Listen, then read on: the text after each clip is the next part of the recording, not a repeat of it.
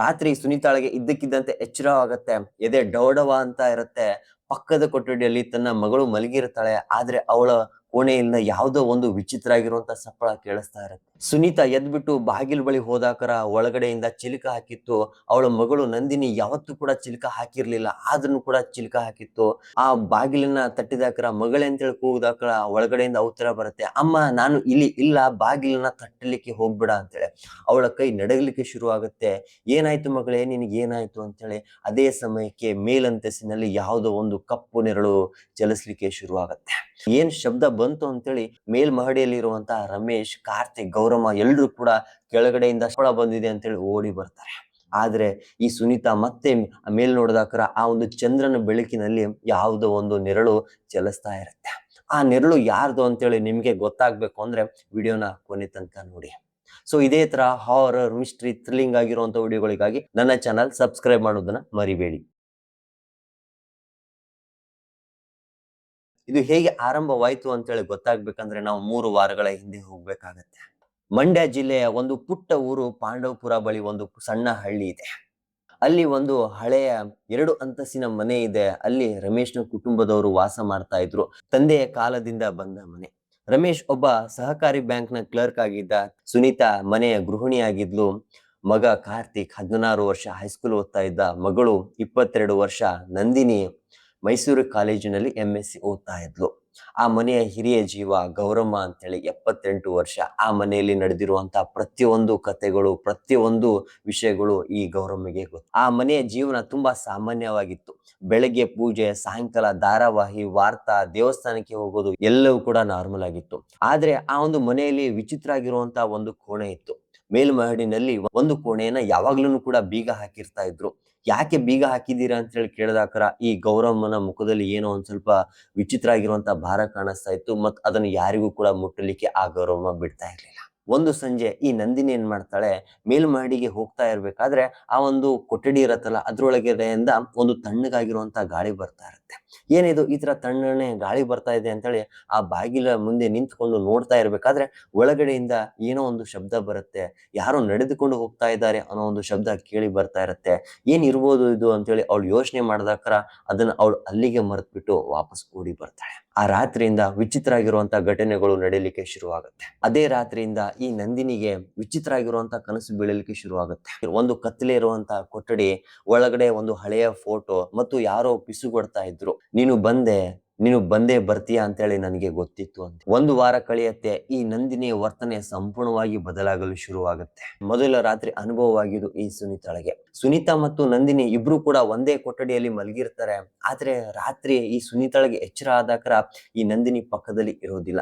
ಎಲ್ಲಿ ಹೋದ್ಲು ಇವಳು ಅಂತೇಳಿ ಹುಡ್ಕಾಡ್ಲಿಕ್ಕೆ ಹೋದಾಕರ ಈ ನಂದಿನಿ ಅಡಿಗೆ ರೂಮ್ ಅಲ್ಲಿ ಯಾರನ್ನೋ ದಿಟ್ಟಿಸಿ ನೋಡ್ತಾ ಇದ್ಲು. ಯಾರನ್ನ ನೋಡ್ತಾ ಇದೀಯಮ್ಮ ಅಂತೇಳಿ ಅವಳು ಜೋರಾಗಿ ಕೂದಾಕರ ಅವಳು ವಾಪಸ್ ತಿರುಗ್ತಾಳೆ. ಅವಳ ಕಣ್ಣಲ್ಲಿ ಏನು ಕೂಡ ಇರೋದಿಲ್ಲ, ಫುಲ್ ಶಾಂತವಾಗಿರುತ್ತೆ, ಏನು ಹೊಳಪು ಕೂಡ ಇರೋದಿಲ್ಲ. ಆಮೇಲೆ ಅವಳು ಒಂದು ಸ್ವಲ್ಪ ಪಿಸಿ ಕೊಡ್ತಾಳೆ ಯಾವುದೋ ಒಂದು ಭಾಷೆಯಲ್ಲಿ. ಈ ಕಡೆ ಕನ್ನಡನೋ ಅಲ್ಲ, ಇನ್ನ ಯಾವ್ದು ಭಾಷೆ ಅಂತೇಳಿ ಅವಳಿಗೆ ಗೊತ್ತೇ ಇಲ್ಲ. ಸೊ ಹಾಗೆ ಗುಣಗುಣಿಸ್ತಾ ರೂಮ್ ಒಳಗೆ ಹೋಗಿ ಮಲ್ಕೊಂಡ್ಬಿಡ್ತಾಳೆ. ಬೆಳಗ್ಗೆ ಎದ್ಬಿಟ್ಟು ಈ ಸುನೀತಾ ಕೇಳ್ತಾಳೆ, ರಾತ್ರಿ ಹೊತ್ತು ಯಾಕಮ್ಮ ನೀನು ಅಡಿಗೆ ಮನೇಲಿ ಹೋಗಿದ್ದೆ, ಏನ್ ಕೆಲಸ ಇತ್ತು ಅಂತ ಹೇಳಿ ನೀನು ಕೇಳ್ದಾಕರ ಅಮ್ಮ ನಾನು ರಾತ್ರಿ ಎದ್ದೇ ಇಲ್ಲ ಅಂತ ಹೇಳಿ ಹೇಳ. ಇನ್ನೊಂದು ಅನುಭವ ಆಗಿದ್ದು ಈ ಕಾರ್ತಿಕ್ಗೆ. ಈ ಕಾರ್ತಿಕ್ನ ಪುಸ್ತಕ ಈ ನಂದಿನಿ ಟೇಬಲ್ ಮುಂದೆ ಇಟ್ಟಿರ್ತಾನೆ. ಅವ್ನು ಎತ್ಕೊಂಡು ಹೋಗ್ತಿರ್ಬೇಕಾದ್ರೆ ಆ ಪುಸ್ತಕದಲ್ಲಿ ವಿಚಿತ್ರ ಆಗಿರುವಂತ ವ್ಯಕರ ಅಕ್ಷರಗಳು ಬರ್ದಿತ್ತು. ಅಕ್ಕ ನೀನ್ ಯಾಕೆ ಈ ತರ ಅಕ್ಷರಗಳನ್ನು ಬರ್ದಿದ್ದ, ಈ ಅಕ್ಷರದ ಅರ್ಥ ಏನು ಅಂತ ಹೇಳಿ ಕೇಳ್ದಾಕರ ಇಲ್ಲ ಕಣೋ ನಾನು ಇದನ್ನು ಬರ್ದೇ ಇಲ್ಲ, ಇದು ನನ್ನ ಅಕ್ಷರನೇ ಅಲ್ಲ ಅಂತೇಳಿ ಹೇಳ್ಬಿಡ್ತಾಳಂತೆ. ಒಂದು ಸಂಜೆ ಎಲ್ರು ಕೂಡ ಒಂದು ಟೇಬಲ್ ಮೇಲೆ ಕುತ್ಕೊಂಡು ಊಟ ಮಾಡ್ತಾ ಇರ್ತಾರೆ. ಊಟ ಮಾಡ್ತಿರ್ಬೇಕಾದ್ರೆ ಈ ನಂದಿನಿ ಈ ಗೌರಮ್ಮನ ಕಡೆ ತಿರುಗ್ಬಿಟ್ಟು, ಅಜ್ಜಿ ಆ ಬಾಗಿಲ ಚಿಲಕವನ್ನು ತೆಗಿಲಿಕ್ಕೆ ಹೋಗ್ಬೇಡಿ, ಆ ಒಂದು ಕೊಠಡಿಯಲ್ಲಿ ಅವಳು ಇನ್ನೂ ಕೂಡ ಜೀವಂತವಾಗಿದ್ದಾಳೆ, ತುಂಬಾ ಕೋಪದಿಂದ ತುಂಬಿಕೊಂಡಿದ್ದಾಳೆ ಅಂತೇಳಿ. ಈ ಅಜ್ಜಿಯ ಕೈಯಲ್ಲಿರುವಂತ ತಟ್ಟೆ ಜಾರಿ ಕೆಳಗಡೆ ಬಿದ್ದ್ಬಿಡುತ್ತೆ. ಕೈಯೆಲ್ಲ ನಡುಗ್ತಾ ಇರತ್ತೆ. ಯಾಕಮ್ಮ ನಂದಿನಿ ಏನಾಯ್ತು ನಿನಗೆ, ಆ ಒಂದು ಕೊಠಡಿಯಲ್ಲಿ ಏನು ನೋಡಿದೆ ಅಂತ ಹೇಳಿ ಕೇಳಿದಾಕರ ಅವಳು ವಾಪಸ್ ನಾರ್ಮಲ್ ಸ್ಟೇಜಿಗೆ ಬರ್ತಾಳೆ. ಯಾವ ಕೊಠಡಿ ಅಜ್ಜಿ, ನಾನೇನು ಮಾತೇ ಆಡಿಲ್ಲಲ್ಲ ಅಂತೇಳಿ ಅವಳ ಮಾತು ಅವಳಿಗೆ ಗೊತ್ತಿರೋದಿಲ್ಲ. ಆತರ ಅವಳ ವರ್ತನೆ ನಡೀಲಿಕ್ಕೆ ಶುರು ಆಗುತ್ತೆ. ರಮೇಶ್ ಯಾವ್ದನ್ನು ಕೂಡ ನಂಬಿರ್ಲಿಲ್ಲ. ಅವನು ಅನ್ಕೊಂಡಿದ್ದ ಇದು ಸ್ಟ್ರೆಸ್ ಇರ್ಬೋದು, ಮಗಳ ಓದಿನ ಒತ್ತಡ, ಎಕ್ಸಾಮ್ನ ಟೆನ್ಷನ್ ಎಲ್ಲವೂ ಕೂಡ ಇರ್ಬೋದು, ಡಾಕ್ಟರ್ ಬಳಿ ಹೋದ್ರೆ ಸರಿ ಹೋಗ್ತಾಳೆ ಅಂತೇಳಿ ಅವ್ನು ಅನ್ಕೊಂಡಿದ್ದ. ಆದ್ರೆ ಸುನೀತಾಳಿಗೆ ಒಂದು ಭಯ ಕಾಣ್ತಾ ಇತ್ತು. ಆದ್ರೆ ನಾವು ಅವಳ ಹತ್ರ ಆ ಒಂದು ಕೊಠಡಿಯ ಬಗ್ಗೆ ಏನು ಹೇಳೇ ಇಲ್ಲಲ್ಲ, ಆದ್ರೂ ಕೂಡ ಅವಳು ಹೇಗೆ ಈ ಎಲ್ಲಾ ಮಾತನ್ನ ಆಡ್ತಾ ಇದ್ದಾಳೆ ಅಂತೇಳಿ ಒಂದು ಪ್ರಶ್ನೆಯನ್ನ ಕೇಳ್ತಾಳೆ. ರಮೇಶ್ ಹೇಳ್ತಾನೆ ಡಾಕ್ಟರ್ ಬಳಿ ಕರ್ಕೊಂಡು ಹೋದ್ರೆ ಎಲ್ಲವೂ ಕೂಡ ಸರಿ ಹೋಗುತ್ತೆ ಅಂತೇಳಿ. ಬೆಳಗ್ಗೆ ಎದ್ಬಿಟ್ಟು ಡಾಕ್ಟರ್ ಬಳಿ ಹೋಗ್ತಾರೆ. ಡಾಕ್ಟರ್ನ ಕೇಳ್ತಾರೆ, ಎಲ್ಲಾ ಪರೀಕ್ಷೆಯನ್ನ ಮಾಡ್ತಾರೆ, ಎಲ್ಲವೂ ಕೂಡ ನಾರ್ಮಲ್ ಆಗಿರುತ್ತೆ. ಡಾಕ್ಟರ್ ಆ ಕಡೆಯಿಂದ ಹೇಳ್ತಾರೆ ಇದು ಸ್ಲೀಪ್ ಡಿಸಾರ್ಡರ್ ಆಗಿದೆ, ರೆಸ್ಟ್ ಮಾಡಿದ್ರೆ ಎಲ್ಲವೂ ಕೂಡ ಸರಿ ಹೋಗುತ್ತೆ. ಕೆಲವೊಂದು ಟ್ಯಾಬ್ಲೆಟ್ ಗಳನ್ನೆಲ್ಲ ಕೊಟ್ಬಿಟ್ಟು ಮನೆಗೆ ಕಳಿಸ್ತಾರೆ. ಆದ್ರೆ ಆ ರಾತ್ರಿ ಕಾರ್ತಿಕ್ಗೆ ಇನ್ನೊಂದಾಗಿರುವಂತಹ ಭಯಾನಕ ಅನುಭವ ಆಗುತ್ತೆ. ರಾತ್ರಿ ಹೊತ್ತು ಕಾರ್ತಿಕ್ ನೀರ್ ಕುಡಿಬೇಕಂತೇಳಿ ಅಡಿಗೆ ಮನೆಗೆ ಹೋಗ್ತಾ ಇರ್ಬೇಕಾದ್ರೆ ಈ ನಂದಿನಿ ಅದೇ ಅಡಿಗೆ ರೂಮ್ ಅಲ್ಲಿ ನಿಂತ್ಕೊಂಡ್ಬಿಟ್ಟು ಯಾರನ್ನೋ ದಿಟ್ಟಿಸಿ ನೋಡ್ತಾ ಇರ್ತಾಳೆ. ಅವಳ ಕಣ್ಣಲ್ಲಿ ಏನೋ ಒಂದ್ ಸ್ವಲ್ಪ ಹೊಳಪು ಕಾಣಿಸ್ತಾ ಇರತ್ತೆ. ಅಕ್ಕ ನೀನ್ ಇಲ್ಲಿ ಯಾಕೆ ನಿಂತಿದೀಯಾ ಅಂತೇಳಿ ಕೇಳ್ದಾಕರ, ಇಲ್ಲ ಕಣೋ ಅವಳು ಮತ್ತೆ ಬಂದಿದ್ದಾಳೆ ಅಂತೇಳಿ. ಯಾರಕ್ಕ ಅಂತೇಳಿ ಕೇಳ್ದಾಕರ ಅವಳು ಏನು ಕೂಡ ಮಾತೇ ಆಡೋದಿಲ್ಲ, ಸುಮ್ನೆ ಹೋಗ್ಬಿಟ್ಟು ತನ್ನ ರೂಮಲ್ಲಿ ಮಲ್ಕೊಂಡ್ಬಿಡ್ತಾಳೆ. ಆ ರಾತ್ರಿ ಆ ಕಾರ್ತಿಕ್ಗೆ ಎಷ್ಟು ಭಯ ಆಗಿತ್ತು ಅಂದ್ರೆ ಇಡೀ ರಾತ್ರಿ ನಿದ್ದೆನೆ ಮಾಡೋದಿಲ್ಲ. ಮರುದಿನ ಬೆಳಗ್ಗೆ ಎದ್ಬಿಟ್ಟು ಈ ಸುನೀತಾ ಗೌರವನ ಬಳಿ ಹೋಗ್ಬಿಟ್ಟು ಅತ್ತೆ ಆ ರೂಮಲ್ಲಿ ಏನಿದೆ ಅಂತೇಳಿ ಕೇಳ್ದಾಕರ ಈ ಗೌರವನ ಮುಖದಲ್ಲಿ ಸ್ವಲ್ಪ ಗಾಂಭೀರ್ಯ ಆಗತ್ತೆ, ಸುಮ್ನಿರ್ತಾರೆ. ಆಮೇಲೆ ನಂತರ ಹೇಳ್ತಾರೆ 20 ವರ್ಷಗಳ ಹಿಂದೆ ಆ ಒಂದು ಕೊಠಡಿಯಲ್ಲಿ ಒಬ್ಳು ಯುವಕಿ ಆತ್ಮಹತ್ಯೆ ಮಾಡ್ಕೊಂಡು ಸತ್ತೋಗಿದ್ಲು ಅಂತೇಳಿ. ಆದ್ರೆ ಅವಳು ಪೂರ್ತಿ ಕಥೆನ ಹೇಳೋದಿಲ್ಲ, ಅಷ್ಟನ್ನ ಹೇಳಿಬಿಟ್ಟು ಎಲ್ಲಾ ಹೇಳುವಂತ ಸಮಯ ಇನ್ನೂ ಕೂಡ ಬಂದಿಲ್ಲ ಅಂತೇಳಿ ಸುಮ್ನಾಗ್ಬಿಟ್ಟು ಅಲ್ಲಿಂದ ಹೊರಟು ಬಿಡ್ತಾರೆ. ಆ ರಾತ್ರಿ ಈ ಸುನೀತಾ ಮತ್ತು ರಮೇಶ್ ಇಬ್ರು ಕೂಡ ಈ ಗೌರಮ್ಮನ ಒಂದು ಟ್ರಂಕ್ ಇರುತ್ತೆ, ಅದನ್ನ ತಗೊಂಡ್ಬಂದ್ಬಿಟ್ಟು ಪರಿಶೀಲನೆ ಮಾಡ್ತಾರೆ. ಇದ್ರೊಳಗೆ ಏನಾರ ಸಿಗ್ಬೋದಾ ಸತ್ಯ ಅಂತೇಳಿ. ಆ ಟ್ರಂಕ್ ಅನ್ನ ತೆಗೆದಾಕರ ಅದ್ರೊಳಗೆ ಕೆಲವೊಂದು ಪತ್ರಗಳು ಬಿದ್ದಿತ್ತು, ಕೆಲವೊಂದು ಫೋಟೋಗಳು ಬಿದ್ದಿತ್ತು. ಸೊ ಅದ್ರೊಳಗೆ ಒಂದು ಫೋಟೋ ಇತ್ತು, ಅದ್ರ ಹಿಂದೆ 2004 ಲಲಿತಾ ಅಂತೇಳಿ ಬರ್ದಿತ್ತು. ಅದನ್ನ ನೋಡ್ದಾಕರ ಇಬ್ರು ಕೂಡ ಗಾಬರಿ ಆಗ್ತಾರೆ. ಏನಂದ್ರೆ ಆ ಒಂದು ಫೋಟೋದಲ್ಲಿ ಕಾಣಿಸ್ತಾ ಇರುವಂತ ವ್ಯಕ್ತಿ ಸೇಮ್ ಡಿಕ್ಟು ಸೇಮ್ ನಂದಿನಿ ತರಾನೇ ಇದ್ದ. ಅದೇ ಮೂಗು, ಅದೇ ನಗು, ಅದೇ ಕಣ್ಣು, ಅದೇ ಬಾಯಿ, ಎಲ್ಲವೂ ಕೂಡ ಸೇಮ್ ನಂದಿನಿ ತರಾನೇ ಕಾಣಿಸ್ತಾ ಇತ್ತು.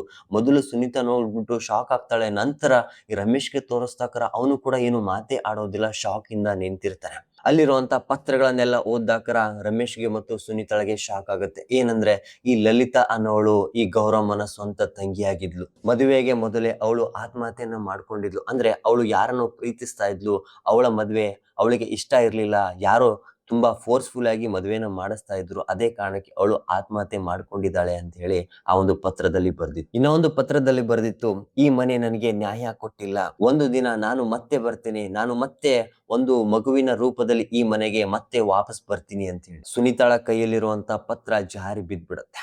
ಸೊ ಅವಾಗ ಅವಳಿಗೆ ಕನ್ಫರ್ಮ್ ಆಗುತ್ತೆ ಇದು ಯಾವುದೋ ಒಂದು ಒತ್ತಡದ ಸಮಸ್ಯೆ ಅಲ್ಲ, ಇವಾಗ ಲಲಿತಾ ಮತ್ತೆ ವಾಪಸ್ ಬಂದಿದ್ದಾಳೆ, ಅದು ಅವಳ ಮಗಳ ನಂದಿನಿಯ ರೂಪದಲ್ಲಿ ಅಂತೇಳಿ. ಇನ್ನು ಮುಂದೆ ನಡೆಯಲಿರುವಂತಹ ಎಲ್ಲಾ ಘಟನೆಗಳು ತುಂಬಾ ಭಯಾನಕವಾಗಿರುತ್ತೆ. ನಂದಿನಿಯ ಧ್ವನಿ ಬದಲಾಗಲು ಶುರುವಾಗಿರುತ್ತೆ, ಸ್ವಲ್ಪ ಭಾರವಾಗಿರುತ್ತು, ಒರಟಾಗಿರುವಂತಹ ಧ್ವನಿಯಲ್ಲಿ. ಆಮೇಲೆ ಅವಳ ಕಣ್ಣಲ್ಲಿ ಏನೋ ಒಂದ್ ಸ್ವಲ್ಪ ದುಃಖ ತುಂಬಿರೋದು, ಕೋಪ ತುಂಬಿರೋದು ಎಲ್ಲವೂ ಕೂಡ ಕಾಣಿಸ್ತಾ ಇರುತ್ತೆ. ಒಂದು ಸಂಜೆ ಎಲ್ರು ಕೂಡ ಮನೆಯಲ್ಲಿದ್ರು. ಈ ನಂದಿನಿ ವಿಚಿತ್ರ ಆಗಿರುವಂತಹ ಧ್ವನಿಯಲ್ಲಿ ಗೌರಮ್ಮನ ಕಡೆ ತಿರುಗ್ಬಿಟ್ಟು ಏನೋ ಮಾತನ್ನ ಹೇಳಲಿಕ್ಕೆ ಶುರು ಮಾಡ್ತಾಳೆ. ಅಕ್ಕ ನೀನು ಮದುವೆ ಪತ್ರವನ್ನು ಸುಟ್ಟಿದ್ದು ನನ್ಗೆ ಗೊತ್ತು, ಅಪ್ಪ ಆ ಮದುವೆ ಒಪ್ಪಲಿಲ್ಲ ಅಂತೇಳಿ ಆ ಪತ್ರವನ್ನು ನೀನೇ ಸುಟ್ಟಿಯಲ್ಲ ಅಂತೇಳಿ. ಈ ಗೌರಮ್ಮಗೆ ಶಾಕ್ ಆಗತ್ತೆ. ಅದು ನಿನಗೆ ಹೇಗೆ ಗೊತ್ತು ಲಲಿತಾ? ಅದು ತಿಳಿಯದೆ ಬಾಯಿ ತಪ್ಪಿ ಬಂದ ಹೆಸರು. ಇಡೀ ಮನೆ ಬೆಚ್ಚಿ ಬೀಳತ್ತೆ. ಆ ರಾತ್ರಿಯಿಂದ ಮನೆಯಲ್ಲಿ ಒಂದ್ರ ಮೇಲೆ ಒಂದು ವಿಚಿತ್ರ ಆಗಿರುವಂತ ಘಟನೆಗಳು ನಡೆಯಲಿಕ್ಕೆ ಶುರು ಆಗತ್ತೆ. ನಂದಿನಿಯ ಕೊಠಡಿ ತಾನಾಗೆ ಮುಚ್ಕೊಳ್ತಾ ಇತ್ತು. ಮನೆಯಲ್ಲಿರುವಂತಹ ಕನ್ನಡಿಯಲ್ಲಿ ವಿಚಿತ್ರ ಆಗಿರುವಂತಹ ಪ್ರತಿಬಿಂಬ ಎಲ್ಲರಿಗೂ ಕೂಡ ಕಾಣಿಸ್ತಾ ಇತ್ತು. ಮನೆಯಲ್ಲಿರುವಂತಹ ಎಲ್ಲಾ ಗಡಿಯಾರಗಳು ಒಂದೇ ಸಮಯಕ್ಕೆ ನಿಂತೋಗ್ಬಿಡ್ತಾ ಇತ್ತು. ಒಂದು ರಾತ್ರಿ ಈ ಕಾರ್ತಿಕ್ ಕೋಣೆಯಲ್ಲಿ ಸುಮ್ಮನೆ ಕೂತಿರ್ತಾನೆ. ಆ ಕನ್ನಡಿ ಮುಂದೆ ನಿಂತಾಕರ ಆ ಒಂದು ಕನ್ನಡಿಯಲ್ಲಿ ನಂದಿನಿಯ ಮುಖ ಕಾಣಿಸುತ್ತೆ. ಅವನ ಹಿಂದೆ ತಿರುಗಿ ನೋಡಿದಾಕರ ಅವನ ಹಿಂದೆ ಯಾರು ಕೂಡ ಇರೋದಿಲ್ಲ. ರಮೇಶ್ ಈಗ ಸಂಪೂರ್ಣವಾಗಿ ನಂಬಲಿಕ್ಕೆ ಶುರು ಮಾಡಿರ್ತಾನೆ, ಇದು ಡಾಕ್ಟರ್ನ ಕೆಲಸ ಅಲ್ಲ, ಇದನ್ನ ನಾವು ಬೇರೆ ಯಾರೋ ಒಬ್ಬ ಅನುಭವ ಇರುವಂತ ವ್ಯಕ್ತಿನೇ ಕರೆಸಬೇಕು ಅಂತೇಳಿ ನಿರ್ಧಾರ ಮಾಡ್ತಾನೆ. ಗೌರಮ್ಮ ತನಗೆ ಗೊತ್ತಿರುವಂತಹ ಒಬ್ಬ ಹಳೆ ಅರ್ಚಕರನ್ನು ನೆನಪು ಮಾಡ್ಕೊಂತಾಳೆ. ಅವರಿಗೆ ತುಂಬಾ ಅನುಭವ ಇದೆ, ಅವರು ಇದನ್ನ ಬಗೆಹರಿಸಬಹುದು ಅಂತೇಳಿ ಅವಳು ರಮೇಶ್ನ ಬಳಿ ಹೇಳ್ದಾಕರ ರಮೇಶ್ ಅದನ್ನ ಹುಡುಕಲಿಕ್ಕೆ ಶುರು ಮಾಡ್ತಾನೆ. ಆ ವ್ಯಕ್ತಿ ಯಾರು ಅಂತೇಳಿ ಹುಡುಕ್ಲಿಕ್ಕೆ ಹೋದಾಕರ ಅವನ ಹೆಸರು ಸಿದ್ದಪ್ಪಜ್ಜ ಅಂತೇಳಿ. ಅವನು ಆ ಒಂದು ಊರಿನ ಹೊರವಲಯದಲ್ಲಿ ವಾಸ ಮಾಡ್ತಾ ಇದ್ದ ಒಂದು ದೇವಸ್ಥಾನದ ಅರ್ಚಕ ಆಗಿದ್ದ. ಸೊ ಇಂತಹ ವಿಷಯಗಳಲ್ಲಿ ಅವನಿಗೆ ತುಂಬಾ ಅನುಭವ ಇರುವಂತಹ ವ್ಯಕ್ತಿ, ತುಂಬಾ ಸಾಕಷ್ಟು ಸಮಸ್ಯೆಗಳನ್ನ ಬಗೆಹರಿಸಿರುವಂತಹ ವ್ಯಕ್ತಿ ಅಂತಾನೆ ಎಲ್ಲರಿಗೂ ಕೂಡ ತಿಳಿದು ಬರುತ್ತೆ. ಅವನನ್ನ ಅವರ ಮನೆಗೆ ಆಹ್ವಾನಿಸ್ತಾನೆ, ಕರೆದುಕೊಂಡು ಬರ್ತಾನೆ. ಅವನ್ ಬರ್ಬೇಕಾದ್ರೆ ಆ ಮನೆಯಲ್ಲಿ ಇರುವಂತಹ ವಾತಾವರಣಗಳು ಸಂಪೂರ್ಣವಾಗಿ ಬದಲಾಗಲಿಕ್ಕೆ ಶುರುವಾಗತ್ತೆ. ಸೊ ಅವನು ಬಂದು ಆ ಮನೆ ಮುಂದೆ ನಿಂತಾಕ್ರ ಅವನು ಕಣ್ಮುಚ್ಚಿ ಏಕಾಗ್ರತೆಯಿಂದ ಏನೋ ಒಂದ್ ಸ್ವಲ್ಪ ನೆನೆಸ್ಕೊಂಡಾಕ್ರ ಅವನು ಹೇಳ್ತಾನೆ, ಹೌದು ಈ ಮನೆಯಲ್ಲಿ ಕೆಟ್ಟ ಶಕ್ತಿ ಆವರಿಸ್ಕೊಂಡಿದೆ, ಅದು ಒಂದೇ ಬಂದಿಲ್ಲ, ಅದನ್ನ ಯಾರೋ ಉದ್ದೇಶ ಪೂರ್ವಕವಾಗಿ ಕರೆದುಕೊಂಡು ಬಂದಿದ್ದಾರೆ ಅಂತೇಳಿ. ಅವನು ಮನೆಯಲ್ಲಿರುವಂತ ಎಲ್ಲಾ ಕೊಠಡಿಗಳನ್ನ ಪರಿಶೀಲನೆ ಮಾಡ್ತಾನೆ. ಹಾಗೆ ನೋಡ್ತಾನೆ, ಕೈಯಲ್ಲಿ ಒಂದು ಕರ್ಪೂರವನ್ನು ಹಚ್ಕೊಂಡು ಇಡೀ ಮನೆ ನೋಡ್ಲಿಕ್ಕೆ ಶುರು ಮಾಡ್ತಾನೆ. ಏನು ಕೂಡ ಕಾಣಿಸ್ತಾ ಇರೋದಿಲ್ಲ. ಆದ್ರೆ ಈ ನಂದಿನಿಯ ಕಣ್ಣಲ್ಲಿ ಏನೋ ಒಂದ್ ಸ್ವಲ್ಪ ಭಯ ಮತ್ತು ಗಾಬರಿ ಕಾಣಿಸ್ತಾ ಇರತ್ತೆ. ಅದನ್ನು ಕೂಡ ಅವನು ಗಮನಿಸ್ತಾನೆ. ಅದು ಆದ್ಮೇಲೆ ಅವನೇನ್ ಮಾಡ್ತಾನೆ, ಮೇಲ್ಮಹಡಿಗೆ ಹೋಗ್ತಿರ್ಬೇಕಾದ್ರೆ ಆ ಒಂದು ಮುಚ್ಚಿರುವಂತಹ ಕೊಠಡಿ ಬಳಿ ಹೋದಾಕರ ಆ ಕರ್ಪೂರ ನೀಲಿ ಬಣ್ಣಕ್ಕೆ ತಿರುಗತ್ತೆ. ಅವನು ಹೇಳ್ತಾನೆ, ಹೌದು, ಆ ಶಕ್ತಿ ಇಲ್ಲೇ ಇದೆ. ಅದು ಈಗ ಬೇರೆ ರೂಪ ಪಡೆದುಕೊಂಡಿದೆ. ಇಷ್ಟು ದಿನ ಕೋಪ ದ್ವೇಷದಿಂದ ತುಂಬಿಕೊಂಡಿರುವಂತ ಆ ಶಕ್ತಿ ಇವಾಗ ಅದಕ್ಕೆ ಒಂದು ದೇಹ ಸಿಕ್ಕಿದೆ. ಅದಕ್ಕೆ ಇವಾಗ ಸೇಡು ತೀರಿಸಿಕೊಳ್ಳುವಂತಹ ಸಮಯ ಬಂದಿದೆ ಅಂತೇಳಿ ಅವ್ರು ಹೇಳ್ದಾಕರ ಎಲ್ರು ಕೂಡ ಗಾಬರಿ ಆಗ್ತಾರೆ. ಸೊ ಅಷ್ಟೊತ್ತಿಗೆ ಈ ಗೌರಮ್ಮ ಹೇಳ್ತಾಳೆ, ಸ್ವಾಮಿ ಅರ್ಚಕರೇ, ದಯಮಾಡಿ ನನ್ನ ಮೊಮ್ಮಗಳನ್ನ ಉಳಿಸಿ ಕೊಡಿ, ತುಂಬಾ ಭಯ ಆಗ್ತಾ ಇದೆ ನಮ್ಗೆ ಅಂತೇಳಿ ಹೇಳ್ದಾಕರ ಅವ್ರು ಹೇಳ್ತಾರೆ, ಹೌದು, ಇವಾಗ ತುಂಬಾ ಲೇಟ್ ಆಗ್ಬಿಟ್ಟಿದೆ.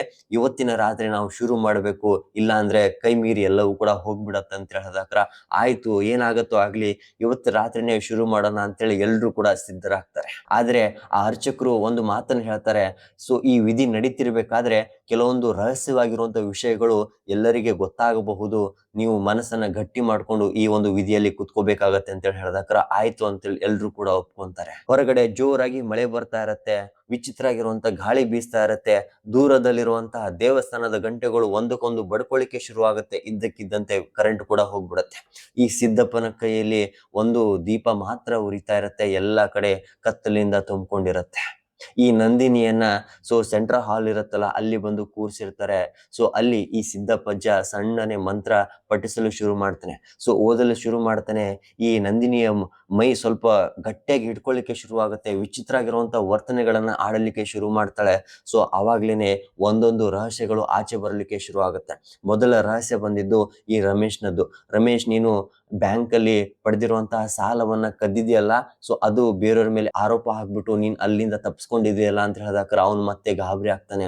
ಮತ್ತೆ ಈ ಸುನೀತಾಳ ಬಳಿ ಬರ್ತಾಳೆ, ನೀನು ಈ ಮದುವೆ ಆಗೋಕ್ಕಿಂತ ಮೊದಲು ಯಾರಿಗೋ ಪ್ರೀತಿಸ್ತಾ ಇದ್ದೆ ಅಲ್ಲ, ಅದನ್ನೆಲ್ಲ ಮುಚ್ಚಿಟ್ಬಿಟ್ಟು ನೀನ್ ರಮೇಶ್ ಜೊತೆ ಮದುವೆ ಆಗಿದ್ದಿಲ್ಲ, ಆ ಮಾತನ್ನ ರಮೇಶ್ ಕೂಡ ಹೇಳಿಲ್ಲಲ್ಲ ಅಂತೇಳಿ ಹೇಳ್ತಾಳೆ. ಈ ಗೌರಮ್ಮನ ಕಡೆ ಬಂದ್ರೆ, ನಿನಗೆ ಆ ಪತ್ರ ಸಿಕ್ಕಿತ್ತು, ಆದ್ರೂ ಕೂಡ ಅದನ್ನ ನೀನು ಯಾರಿಗೂ ಕೂಡ ತೋರಿಸ್ಲಿಲ್ಲ, ಯಾಕೆಂದ್ರೆ ಈ ಆಸ್ತಿಯಲ್ಲಿ ನಿನಗೆ ಪಾಲ್ ಬೇಕಿತ್ತಲ್ಲ ಅಂತ ಹೇಳಿದಾಕ್ರ ಎಲ್ರು ಕೂಡ ಆ ಒಂದು ಸತ್ಯಗಳನ್ನು ಒಪ್ಕೊಂತಾರೆ. ಏನು ಕೂಡ ಮಾತೇ ಆಡೋದಿಲ್ಲ, ಯಾಕಂದ್ರೆ ಎಲ್ರು ಕೂಡ ತಪ್ಪು ಮಾಡಿದ್ರು. ಈ ಸಿದ್ದಪ್ಪಜ್ಜ ಮತ್ತೆ ಮಂತ್ರ ಪಠಣ ಜೋರಾಗಿ ಮಾಡಲು ಶುರು ಮಾಡ್ತಾನೆ. ಹೊರಗಡೆ ಗಾಳಿ ಜೋರಾಗಿ ಬೀಸ್ತಾ ಇರತ್ತೆ. ಅವಾಗ್ಲೇನೆ ಈ ನಂದಿನಿಯ ಮೈ ಭಾರ ಇನ್ನಷ್ಟು ಜೋರಾಗತ್ತೆ.